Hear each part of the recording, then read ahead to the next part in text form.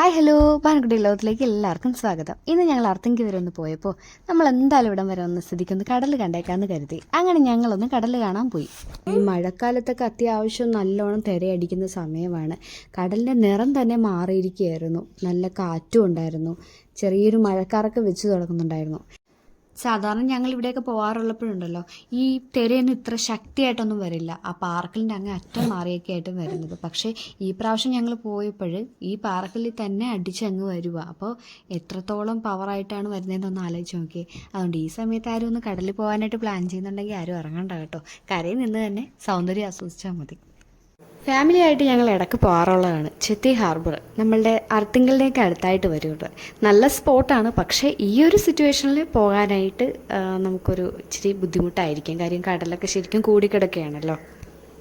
ചേന്നവേലി ചെത്തി ഹാർബറാണ് നമ്മളിപ്പോൾ കാണുന്നത്. അവിടെ ആൾക്കാരൊക്കെ നിൽപ്പുണ്ട് കേട്ടോ. ഞങ്ങളിങ്ങനെ അറ്റത്ത് നിന്ന് നോക്കിയപ്പോൾ ശരിക്കൊരു മിന്നായം പോലെ കുറച്ച് പേര് നിൽക്കുന്നതൊക്കെ കാണാം.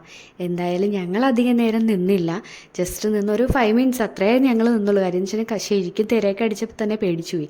ഇങ്ങ് പോന്നു. എന്തായാലും ഒരു വഴിക്ക് ഇറങ്ങിയ സ്ഥിതിക്കൊന്ന് കണ്ടുപോകാമെന്ന് കരുതിയിട്ട് ഞങ്ങൾ വന്നതാണ്. അങ്ങനെ അവിടെ നിന്ന് ഇറങ്ങി പിള്ളേരെയും വീട്ടിലാക്കി ഞാനും ചാച്ചനും കൂടെ നേരെ ഞങ്ങളുടെ വീട്ടിലേക്ക് പോകുന്നു.